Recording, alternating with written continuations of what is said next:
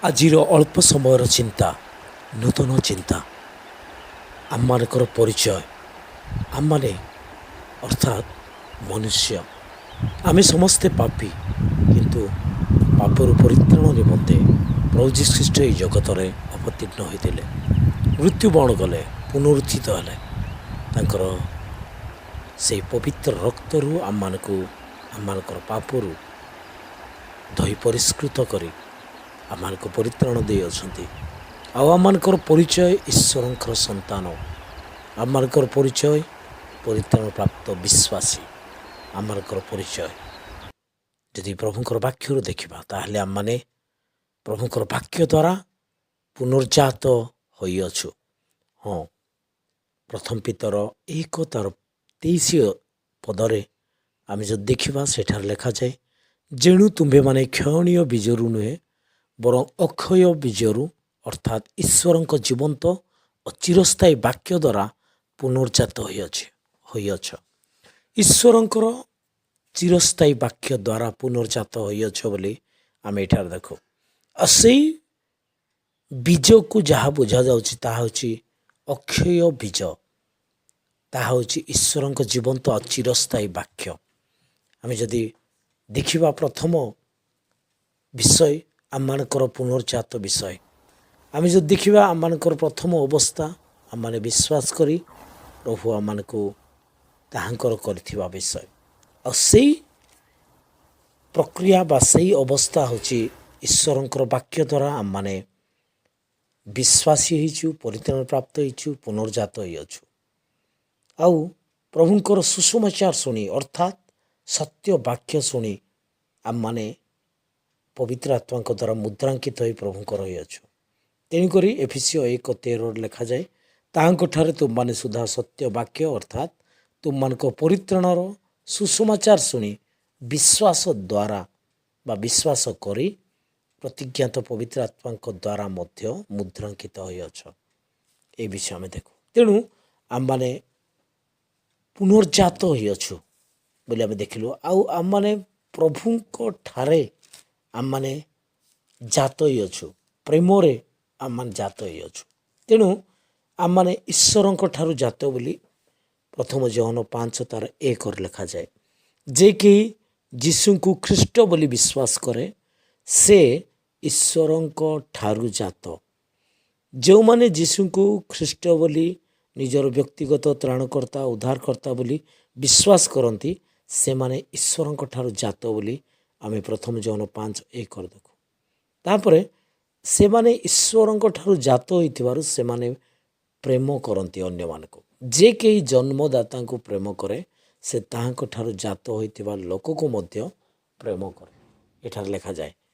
ତେବେ ଆମମାନେ ପ୍ରେମ କରୁଅଛୁ ଅନ୍ୟମାନଙ୍କୁ, ତା'ର ଅର୍ଥ ହେଉଛି ଆମେ ଈଶ୍ୱରଙ୍କ ଠାରୁ ଜାତ ହୋଇଅଛୁ। ତେଣୁକରି ଈଶ୍ୱରଙ୍କ ପ୍ରେମ ଆମମାନଙ୍କ ଠାରେ ଅଛି।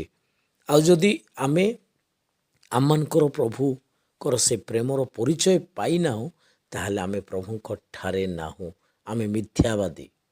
ପ୍ରଭୁଙ୍କର ପ୍ରେମ ଆମମାନଙ୍କ ଠାରେ ନାହିଁ ବୋଲି ପ୍ରଭୁଙ୍କର ବାକ୍ୟରେ ଆମେ ଦେଖୁ। ଆଉ ପ୍ରଭୁଙ୍କର ପ୍ରେମ ଆମେ କି ପ୍ରକାର ଭାବେ ଆମେ ପାଇଅଛୁ, ଆଉ ପ୍ରଭୁଙ୍କର ପ୍ରେମ କେଉଁମାନେ ପାଇଅଛନ୍ତି? ଈଶ୍ୱରଙ୍କର ପ୍ରେମର ଅର୍ଥ ତାହାଙ୍କର ଆଜ୍ଞା ପାଳନ କରିବା। ଏହି ବିଷୟ ଆମେ ସେଇ ପ୍ରଥମ ଜହନ 5:3 ଆମେ ଦେଖୁ। ଈଶ୍ୱରଙ୍କର ପ୍ରେମ ଅର୍ଥାତ୍ ଅଧର୍ମ ଢାଙ୍କିବା ବିଷୟ। ପ୍ରେମ ବହୁଳ ପାପ ଆଚ୍ଛାଦନ କରେ ବୋଲି ଲେଖାଯାଏ। ପ୍ରେମ ଅଧର୍ମ ଢାଙ୍କେ ବୋଲି ଲେଖାଯାଏ।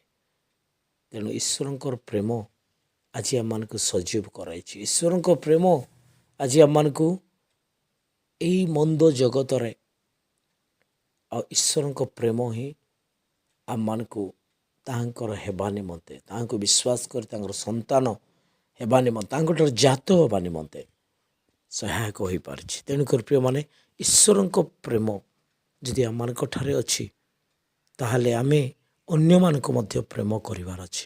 ପ୍ରଭୁଙ୍କର ବାକ୍ୟରେ ଆମେ ଦେଖୁ ଯେ ପ୍ରଭୁ ଯୀଶୁଖ୍ରୀଷ୍ଟ ଯେପରି ପ୍ରେମ କଲେ, ସେହିପରି ଅନ୍ୟମାନଙ୍କୁ ତୁମେ ପ୍ରେମ କର। ଅର୍ଥାତ୍ ପ୍ରଭୁଙ୍କର ପ୍ରେମ କୌଣସି ପ୍ରକାର ସ୍ୱାର୍ଥ କି ଲାଭ ନଥିଲା। ସ୍ୱାର୍ଥହୀନ ପ୍ରେମ, ଆଗାପେ ପ୍ରେମ, ସେଇ ପ୍ରେମ କରି ସେ ଏମାନଙ୍କୁ ନିଜର କଲେ। ତେଣୁକରି ସେହି ପ୍ରେମ ପ୍ରତ୍ୟେକ ପରିତ୍ରାଣ ପ୍ରାପ୍ତ ବିଶ୍ୱାସୀମାନଙ୍କ ନିକଟରେ ଅଛି। ଆଉ ଯଦି ସେଇ ପ୍ରେମ ନାହିଁ ତାହେଲେ ଆମେ ଅନ୍ୟମାନଙ୍କ ପ୍ରତି ଦୟା ମଧ୍ୟ ଦେଖାଇ ପାରିବା ନାହିଁ।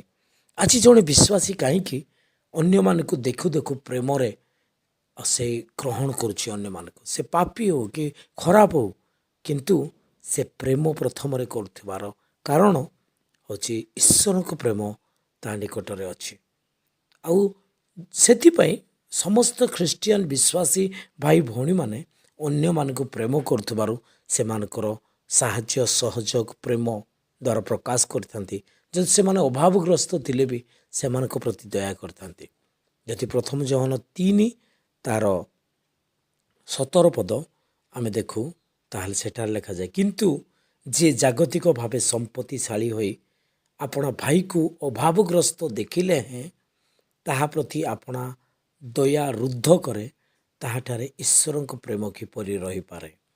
ଯଦି ଆମମାନଙ୍କର ପ୍ରିୟ ଭାଇ ଭଉଣୀମାନେ ଯେଉଁମାନେ କି ଅଭାବଗ୍ରସ୍ତ ସମସ୍ୟା ଦୁଃଖରେ ଅଛନ୍ତି, ଆଉ ସେମାନଙ୍କୁ ଯଦି ଆମେ ଦୟା ଦେଖାଉଛୁ ତାହେଲେ ଈଶ୍ୱରଙ୍କ ପ୍ରେମର ସେ ଦୟାଟା ଆମେ ଦେଖାଉଛୁ। ଆଉ ଈଶ୍ୱରଙ୍କ ପ୍ରେମ ଆମମାନଙ୍କ ଠାରେ ଥିବାରୁ ସେମାନଙ୍କର ଅଭାବରେ ମଧ୍ୟ ଆମେ ସେମାନଙ୍କର ସହିତ ଠିଆ ହେଉଛୁ। ସେମାନଙ୍କୁ ଅଭାବଗ୍ରସ୍ତ ସମୟରେ ଆମମାନଙ୍କ ହୃଦୟରେ ଜାତ ହେଉଥିବା ସେ ଦୟା ପ୍ରେମକୁ ପ୍ରକାଶ କରିପାରୁଛୁ।